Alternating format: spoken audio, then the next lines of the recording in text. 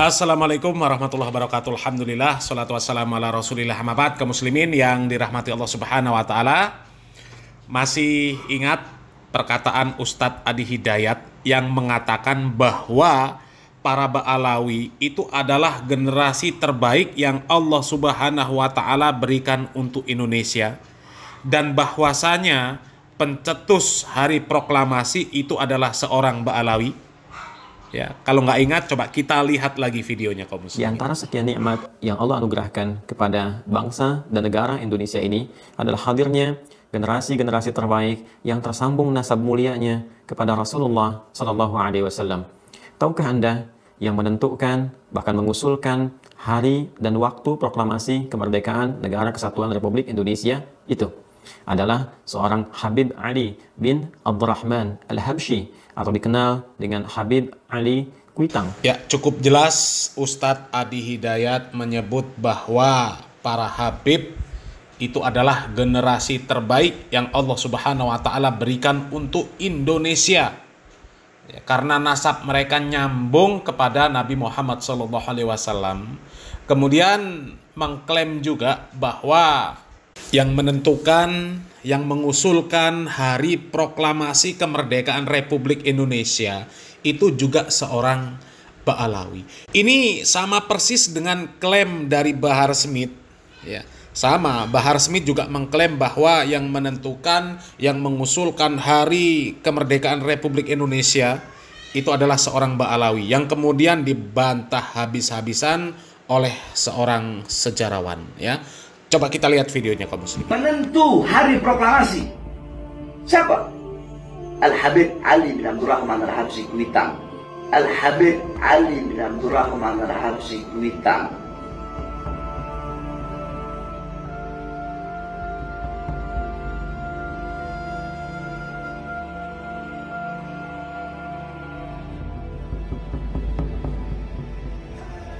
Ini tanggal 16. Nah, 16 Agustus ini ada semacam drama terjadi.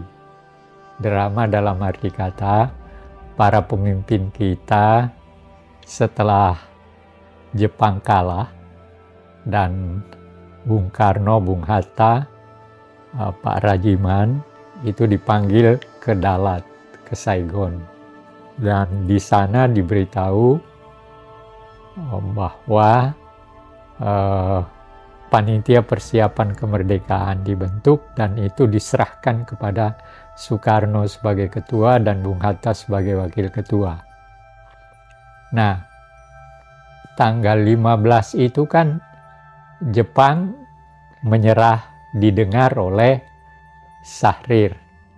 Nah, Syahrir mempunyai pendapat yang berbeda, dalam arti bahwa Syahrir kan anti Jepang. Jadi dia bilang sama Bung Hatta, tolong sampaikan kepada Bung Karno agar supaya Bung Karno sendiri saja yang mengucapkan kemerdekaan Indonesia atas nama rakyat Indonesia lewat radio. Nah, tapi Bung Hatta sudah berpikir pasti Bung Karno tidak mau.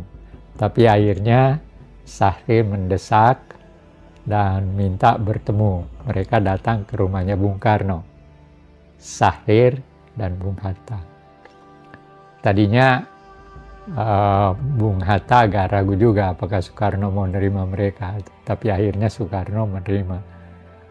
Dalam buku ini diceritakan bahwa ketika sampai di rumahnya Soekarno, maka mereka bertiga duduk di sebuah meja kecil, mereka bertiga. Nah, Bung Karno bertanya kepada mereka, Anda datang ke sini mau menyampaikan apa? Nah, lalu Bung Hatta serahkan kepada Syahrir. Syahrir yang mengatakan bahwa sebaiknya karena Jepang sudah kalah dan sudah menyerah, maka sebaiknya Bung Karno saja yang mengucapkan proklamasi kemerdekaan lewat radio secara pribadi Jadi atas nama rakyat tapi dia sendiri. Nah, Bung Karno ya tidak mau karena dia kan sudah diangkat sebagai Ketua Panitia Persiapan Kemerdekaan Indonesia bersama Hatta sebagai wakilnya. Nah, menurut Hatta, antara mereka, terutama antara Syahrir dengan Bung Karno, istilah yang digunakan Bung Hatta di sini hebat juga. Kami bertengkar. Setelah beberapa lama bertengkar, akhirnya tidak ada kesepakatan. Syahrir, Bung Karno tetap bertahan, dan panitia yang berhak menyampaikan kemerdekaan Indonesia adalah Panitia Persiapan Kemerdekaan Indonesia. Mulailah di situ sebenarnya persoalan perbedaan di antara para pemimpin kita. Nah, rupanya para pemuda-pemuda yang mendukung Syahrir itu mau melakukan semacam paksaan gitu, tanda kutip. Apa yang terjadi? Kalau menurut Bung Hatta di sini, ketika kan waktu itu Ramadan, dia sedang bangun makan sahur, datang Soekarni minta supaya ke rumahnya Bung Karno. Nah, Bung Karno karena alasannya karena Bung Karno tidak mau mengucapkan proklamasi sendiri lewat radio, maka rencananya pemuda akan melakukan demonstrasi besar-besaran yang jumlahnya demonstran mungkin dikatakan di sini 15.000 pemuda akan melakukan. Tapi setelah Bung Hatta ke rumahnya Bung Karno, maka akhirnya mereka diculik. Kalau Bung Hatta menggunakan istilah diculik, kalau Soekarni tidak mau menggunakan. Alasan Soekarni, kami tidak mau menculik, kami mau menyelamatkan Bung Karno dan Bung Hatta, karena jangan sampai nanti kalau pemuda demonstrasi 15.000 yang menjadi sasaran tembak adalah Soekarno dan Hatta, maka kami menyingkirkan keluar kota gitu.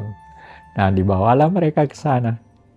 Nah, sampai di sana ya dia tinggal di rumah yang punya Cina dan keluarganya masih hidup di Kerawang itu. Nah, di Rengas Dengklok masih. Tapi yang punya rumah udah meninggal, yang hidup masih anaknya kalau nggak salah. Pernah di koran. Nah, di sana jadi Soekarno, Hatta, Ibu Fatmawati, dan Guntur diculik. Nah, malah di sini lucu juga diceritakan, Bung Hatta kan menggendong Guntur, kencing. Jadi ada hal-hal semacam kelucuan tertentu. Nah, lalu kemudian setelah mereka sampai di Rengas Dengklok, mereka di rumah Cina itu asrama peta. Di situ ada, rupanya di situ sudah ada Latif Hendraningrat dan seterusnya. Jadi sudah diculik ke Rengas Dengklok, disuruh nunggu. Nah, lalu ada waktu Bung Karno dan Bung Hatta masuk di rumah itu, ada penjaga, ya, orang peta. Lalu menunggu beberapa lama, nggak ada apa-apa.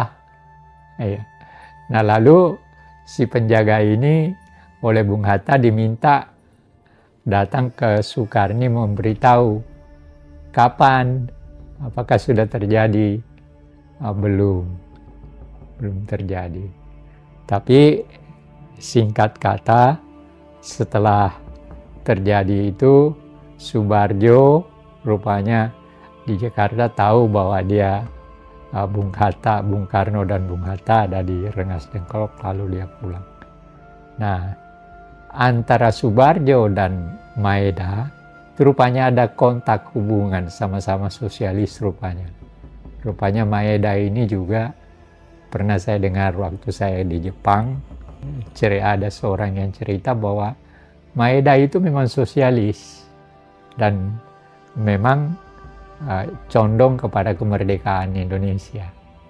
Nah, lalu Subarjo datang, lalu kemudian selesai. Jadi mereka diculik itu hanya beberapa jam. Sudah itu pulang langsung ke rumahnya Maeda. Ada sekian banyak orang ngumpul.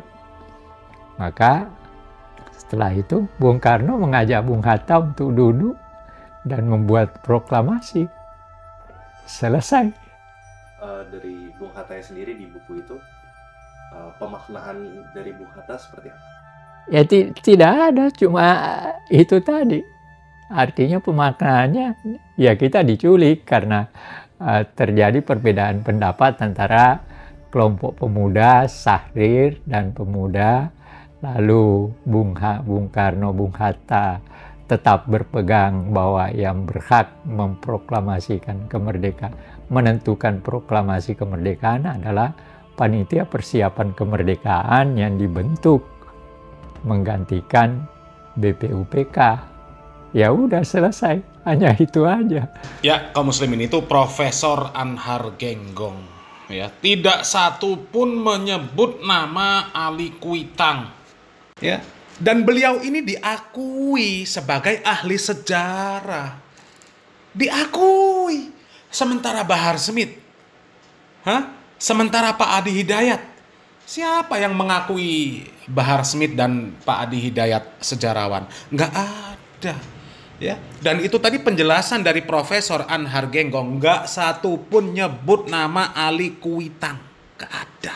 Satu kali pun beliau tidak menyebut nama Habib Ali Kuitang. Bahkan kalau kita ingat ya, di zaman kita sekolah dulu, nggak ada juga mendengar kata Habib Ali Kuitang di dalam proses perjuangan, di dalam proses proklamasi kemerdekaan Republik Indonesia. Nggak pernah. Seingat kami nggak pernah ya. Dari SD, SMP, SMA itu nggak pernah ada pelajaran sejarah yang menyebut bahwa yang menggagas, yang menentukan hari kemerdekaan Republik Indonesia itu adalah seorang Habib namanya Ali Kuitang. Enggak. Ya. Kalaupun ya kaum muslimin ya, kalaupun ada andil ya para Habib ketika proses kemerdekaan Republik Indonesia, kalaupun mereka ikut berjuang dan sebagainya, ya kita tetap akui kalau memang mereka punya jasa terhadap negeri ini, tetap kita akui ya. Jadi kalau ke depan ada fakta ya bahwa ada keturunan Ba'alawi yang punya jasa yang besar terhadap Islam dan NKRI ini, kalau memang terbukti ya tetap kita akui ya. Dan kita lihat apa sama Ba'alawi tersebut dengan Ba'alawi kelas-kelasnya Bahar Smith, kelas-kelasnya Nopel Alaidrus, kelas-kelasnya Rizik Syihab, kelas-kelasnya Hanifah Latos. Ya, dilihat sama apa enggak. Kalau enggak sama, apa gunanya si Bahar Smith membangga-banggakan mereka? Apa gunanya Pak Adi Hidayat juga membangga-banggakan mereka? Enggak ada gunanya. Ya, makanya ada sebuah ya kata bijak lah ya yang mengatakan laisal fata mayaqulu kana abi walakin al fata yaqulu ha anada. Ya, jadi seorang pemuda yang sejati, pemuda yang hebat, bukan mereka yang berkata, kakek-kakek saya dulu begini, moyang-moyang saya dulu begini, moyang-moyang kami, kakek-kakek kami, pendahulu-pendahulu kami itu seperti ini. Bukan, tapi yang mengatakan inilah kami sekarang. Kami ini seperti ini. Ya, kami baik. Itu. Ya kalau membangga-banggakan kakeknya, buyutnya, para pendahulunya, pejuang. Lah sekarang kalian apa? Coba. Ya. Lah dulu para kabeb Ba'alawi, kalaupun ada ya mereka ikut berjuang, mereka mau memerdekakan rakyat Indonesia. Ya, membebaskan mereka dari penjajahan. Lah sekarang Ba'alawi malah menjajah.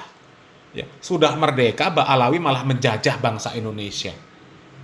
Sejarah dirubah-rubah, ya, bahkan masyarakat Indonesia dianggap hina, ya kan? Kalau ada ulama dari Indonesia, itu nggak akan lebih mulia daripada Habib yang bodoh, Habib yang gila, Habib yang ahli maksiat. Bahkan belajar dengan ulama-ulama yang ada di Indonesia ini, ulama Indonesia, itu nggak akan lebih mulia dibandingkan belajar dengan Habib yang bodoh, Habib yang ahli maksiat, Habib yang gila sekalipun. Coba, ya, ini sudahlah sejarah dirubah-rubah, nggak sesuai fakta, mau memperbudak juga orang Indonesia. Yang seperti ini juga mau didiamkan.